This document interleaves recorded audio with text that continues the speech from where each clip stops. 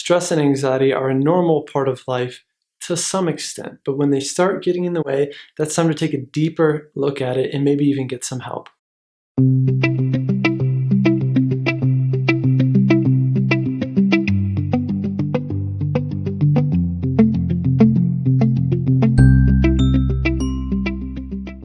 My name is John Clark. I'm a licensed counselor at calmagaincounseling.com. If you're interested in working together, just head to calmagaincounseling.com, and I look forward to hearing from you. So in this video, I'm going to talk about the truth behind fear and anxiety. I've been an anxiety expert since about 2013. I've been doing this for a long time, and I've worked with hundreds of people to help them overcome their anxiety. First thing I want to tell you is that I see stress and anxiety on kind of a continuum, okay? So at the start of that continuum is stress. What is stress? Stress is kind of the tension that we feel or that we need to get stuff done and to meet the demands of life.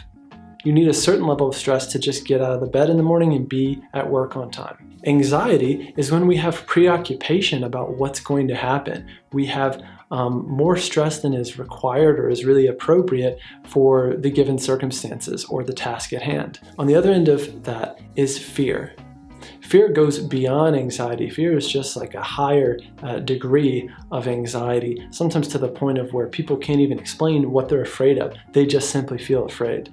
I would say that beyond fear is really when we get into panic. It's almost a completely nonverbal state of just sheer terror. Sometimes we'll describe it that way. So I want to tell you that, again, stress is a normal part of life, but you don't need to feel anxious all the time. And sometimes your anxiety is really in excess of what the situation requires. At the same time, and I know it's hard to balance all these truths at the same time, but anxiety as well is a part of life because at the end of the day, suffering is a part of life. And the more we resist that, the harder of a time we tend to have. So here's the thing with anxiety in particular. You need to set your expectations. Like I said, anxiety and suffering are a part of life. So step one is to really own that and really embrace it. The truth is, you're never going to get rid of anxiety completely, and that's not even the point of anxiety treatment. The goal of anxiety treatment is to really reduce anxiety to the point where it's not getting in the way of your life and you feel more calm a lot more of the time than you feel anxious. It also means that when you do feel anxious, you know how to handle it. You can say,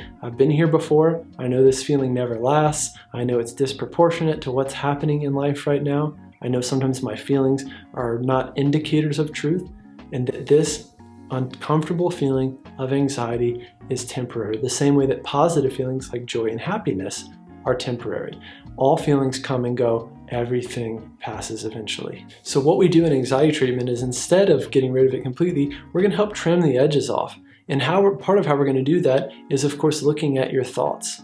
If you're having anxious feelings, that means you're having anxious thoughts. You're never going to be feeling anxious without having anxious thoughts. A lot of times we're imagining what if, or imagining something go wrong. People with anxiety tend to have very, very vivid imaginations. And sometimes those vivid imaginations can blow things completely out of proportion and make things feel a lot scarier than they are in reality. So our anxiety really blows things out of proportion, and it undermines our ability or our sense of how well we can deal with what's ahead. So really, anxiety undermines our sense of agency.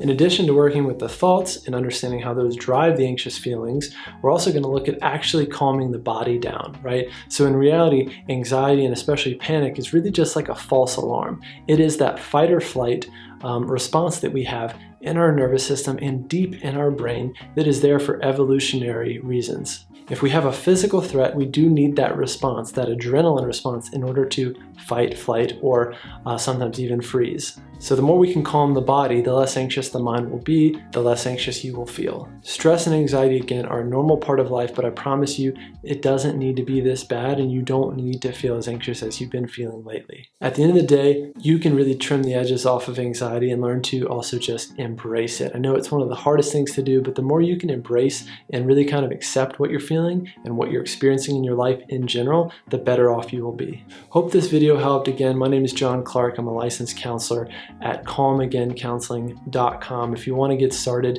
with online counseling, just head to calmagaincounseling.com. Otherwise, if you enjoyed this video, hit that subscribe button. Let me know your thoughts and reactions in the comments below. What kind of anxiety have you been facing lately? What's been working? What's been not working? What would you like for me to talk more about on this channel? And I look forward to connecting with you soon. See ya.